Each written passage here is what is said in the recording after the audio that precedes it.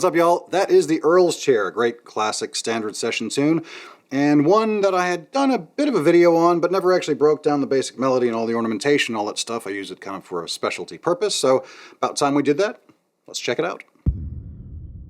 This tune, at least to my ear, is one of those that really relies on ornamentation to give it the punch and the excitement that hopefully I was able to convey in the intro of this lesson.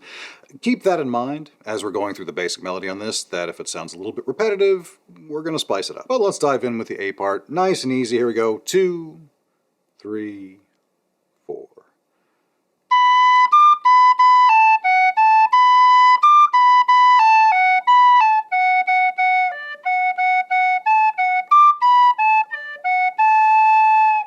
That's the first half. As you either heard or might expect, there's a bit of a repeat in the second half, and then it's just the end that's a bit different. Let's see if we can sort that out. Here we go. 2, 3, 4.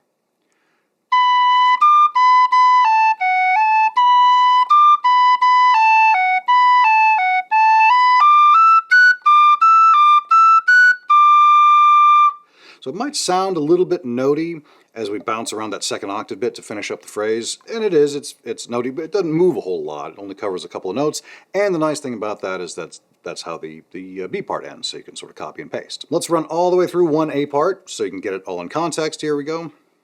Let's run all the way through let's run once through the whole A part, so you can kind of piece those together. Here we go. 2, 3, 4.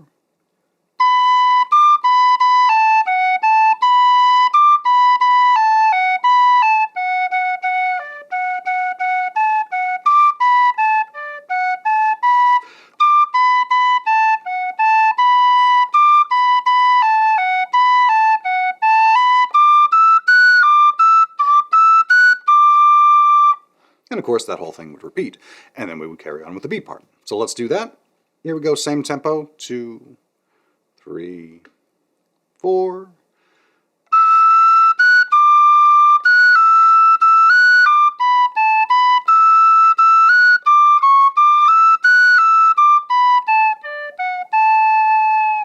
There we go again, that's the first half of that. Like the A part, there's a bit of a repeat, and we can copy and paste that bit that we got from the end of the A part onto the end of this one. 2, 3, 4.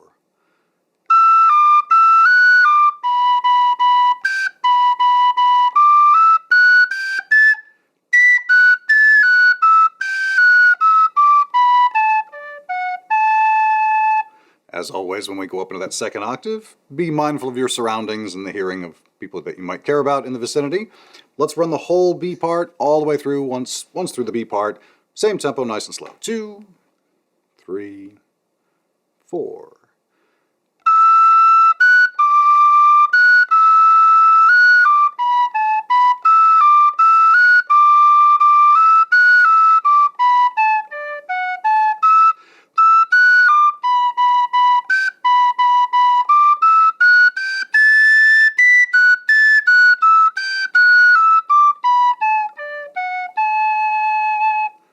Hopefully you're piecing this bits together here and it's starting to make a little bit of sense. Let's run the whole tune, A-A-B-B, like we would at a session. We'll play a little bit quicker, still, without the ornamentation. We'll deal with that in a second here, but reasonable tempo. Here we go, 2, 3, 4.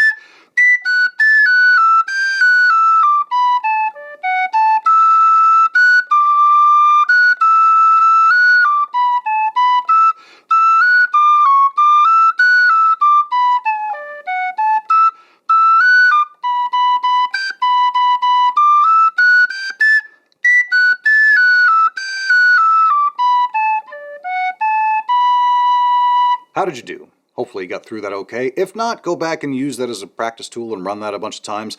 Make sure you get that melody good and locked down, and then we'll carry on.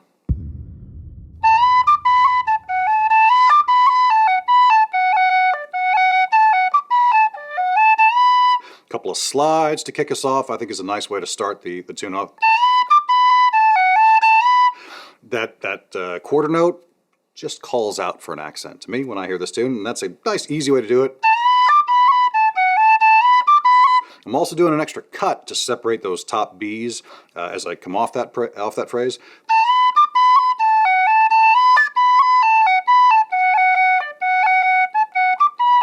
And then we got the rolls. And that's where, again, this tune really starts to shine when you add these sorts of things to it, because this isn't terribly exciting, right? Not great, but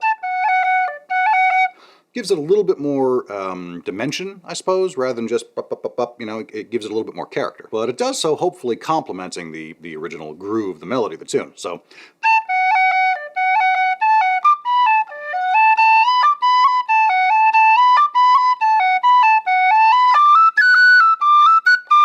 I like the short roll on the end of that. It's kind of a nice punctuation mark, I think, and it's the first time we've hit that F sharp, I believe, in this part. So highest note in the phrase, adding up a couple of good extra punchy bits to that. So we've got that quarter note there. Again, the quarter notes just beg to be ornamented. Now we get into the B part. The name of the game is rolls, I think.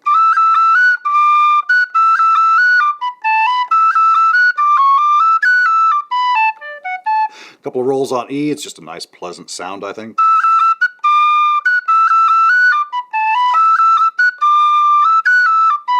Again, with the accent, the quick grace note on the F sharp, but otherwise I'm not really doing a whole lot there. When we get to the turn, the second half of the B part, I should say, a lot of rolls there as well. Rolls on the E again, and then rolls on B. Then we've got that big jump. We're going from the first octave B to the second octave G, and you want to make sure you hit that cleanly. So what I'll usually do is a quick tonguing before that to get some good separation.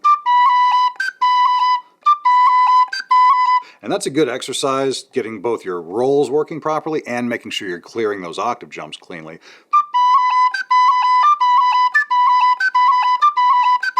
Back and forth, alternating, and just getting your fingers used to that particular movement. So let me know what y'all think of this tune. I was glad to come back and revisit it. It's a classic. It's a standard session staple. You hear it a lot, and it sounds really fun on the flute. So if you're interested in some of the more advanced ornamentation, flute-specific stuff, the variations, the key work, join me over on Patreon. We'll break all that stuff down. Thanks for watching this one, guys, and I will see y'all in the next one. Cheers.